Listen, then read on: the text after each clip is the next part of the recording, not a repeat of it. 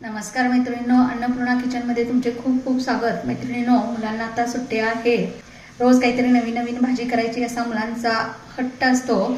तर त्यासाठी आज आपण या ठिकाणी मुलांच्या आवडीची पालक पनीर भाजी या ठिकाणी बनवणार आहोत। तर त्यासाठी लागणारे जे साहित्य आहे ते मी येथे 200 ग्रॅम पनीर घेतलेलं आहे। येथे पालकची एक जुडी घेतलेली आहे, पेंडी घेतलेली आहे, स्वच्छ धुवून घेतलेली आहे। 2 ते 3 सुक्या मिरच्या घेतलेल्या आहेत, 3 ते 4 या ठिकाणी ओल्या मिरच्या घेतलेल्या आहेत, थोडीशी कोथिंबीर घेतलेली आहे, कांदा चिरून घेतलेला आहे, एक टोमॅटो चिरून घेतलेला आहे, आलं लसूण घेतलेला आहे। त्यानंतर 1 चमचा हळद घेतलेली आहे, 1 चमचा काश्मीरी लाल मिरची पावडर घेतलेली आहे, 1 छोटा चमचा जिरा पावडर, 1 छोटा चमचा धना पावडर, 1 छोटा चमचा कसुरी मेथी, छोटा चमचा जिरे। त्यानंतर 9 ते 10 या ठिकाणी मी बदाम घेतलेले आहेत। त्यानंतर जो खडा मसाला आहे, तमालपत्री, दालचिनी, लवंग आणि काळी मिरी। चला आपण आपल्या रेसिपीला सुरुवात करूया। इथे मी पालक स्वच्छ धुवून घेतलेला आहे। हा पालक मी या पाण्यामध्ये घालत आहे। त्यामध्ये मी थोडंसं मीठ या उकळत्या पाण्यात टाकलेलं होतं, कारण मिठामुळे आपली जी भाजी आहे त्याचा नॅचरल कलर चेंज होत नाही, म्हणून मीठ टाकायचं आहे थोडंसं। आता या ठिकाणी तुम्ही बघू शकता आपली ही पालकची भाजी चांगली शिजलेली आहे। ती आता मी काढून या ठिकाणी मी थंड पाणी घेतलेलं आहे, या थंड पाण्यामध्ये घालत आहे। इथे गॅसवर मी कढईमध्ये तेल गरम करायला ठेवलेलं होतं। या तेलामध्ये आपण आता पनीर फ्राय करून घेणार आहे। गोल्डन कलरवरती आपण पनीर फ्राय करून घेणार आहे।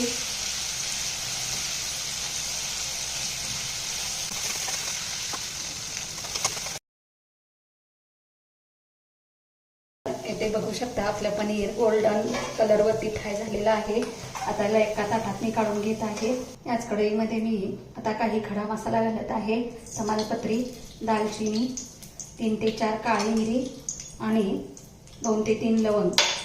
त्यानंतर याच्यामध्ये मी जिरं घालत आहे।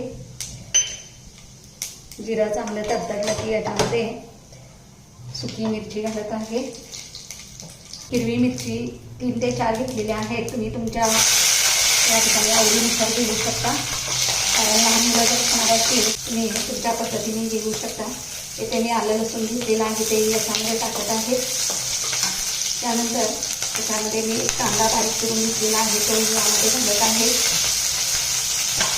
कांदा आपण सोनेरी रंगावर मिडियम गॅसवर भाजून घ्यायचा आहे।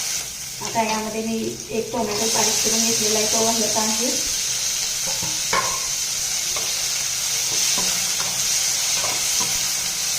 येथे मी 9 ते 10 बदाम घेतलेले आहेत, हे बदाम ही या ठिकाणी मी याच्यामध्ये घालत आहे।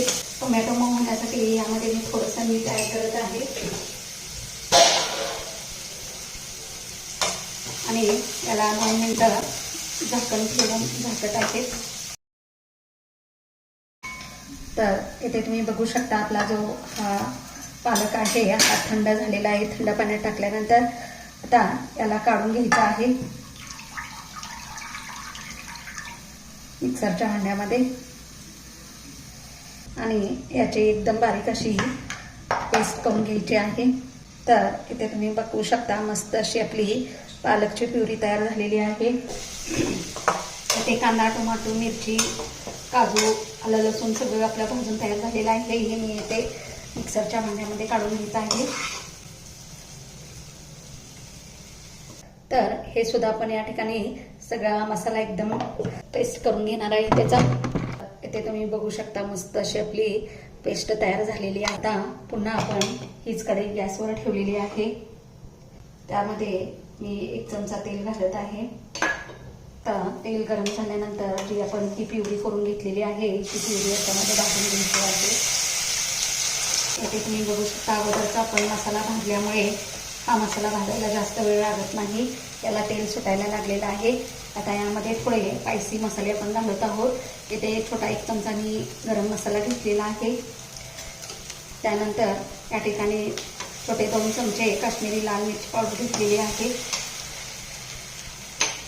1 चमचा हळद, 1 चमचा धने पावडर, 1 चमचा जिरे पावडर.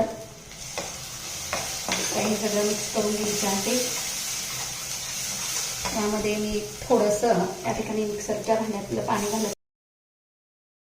येथे आपण जी पालकची प्युरी करून घेतलेली आहे ती यामध्ये मी घालत आहे.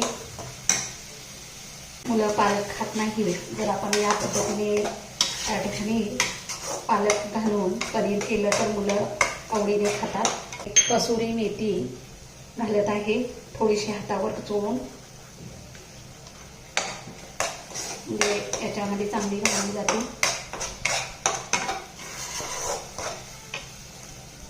गॅसची फ्लेम आता बारीक ठेवायची आहे. वाटी पाणी घालत आहे.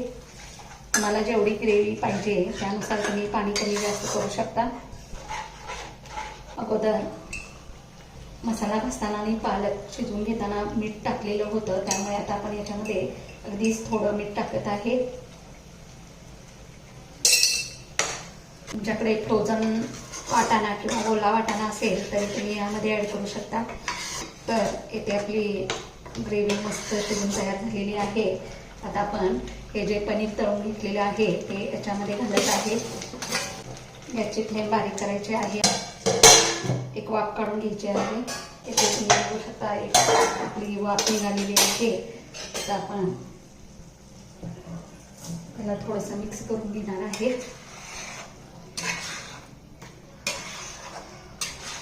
तर इथे मस्त असं आपलं पालक पनीर तयार झालेलं आहे. कुठलाही बाहेरचा इथे मसाला वापरायची गरज नाही. याच्यावर थोडीशी मी कोथिंबीर घालत आहे. बघू शकता मस्त असं आपलं पालक पनीर तयार झालेलं आहे. तर अशी ही माझी साधी सोपी रेसिपी तुम्हाला आवडली असेल तर तुम्ही हे अशा पद्धतीनं असे पालक पनीर तयार करून बघा. चॅनलला लाईक, सबस्क्राईब अँड कमेंट करायला विसरू नका.